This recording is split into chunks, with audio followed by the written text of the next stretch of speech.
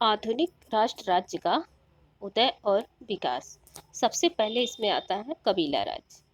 इसको tribal state कहते हैं। यह राज्य का सबसे प्राचीन रूप है।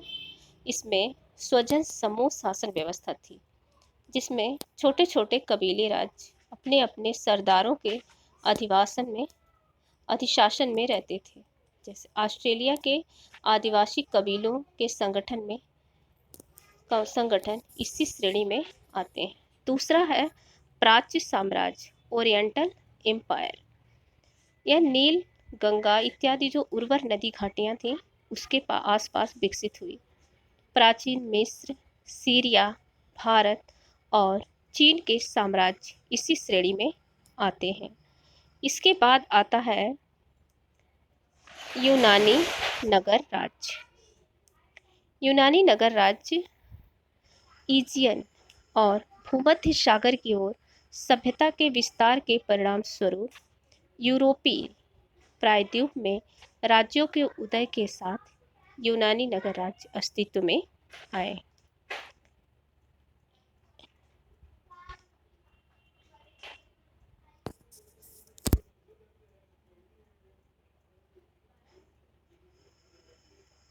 इसके बाद आता है रोमन साम्राज्य।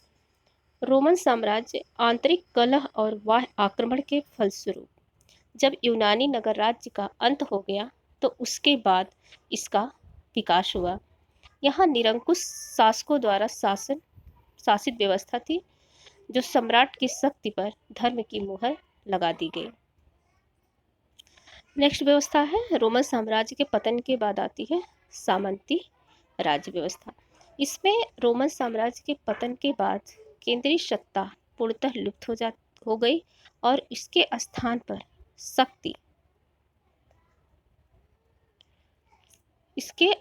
पर शक्ति जमींदारों, जागीरदारों और सामंती सरदारों के हाथों में आ गई।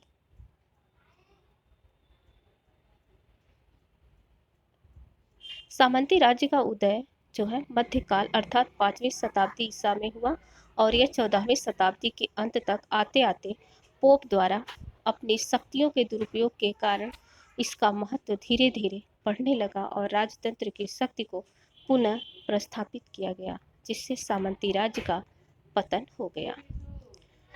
सामंती राज्य के पतन के बाद आता है आधुनिक राष्ट्र राज्य।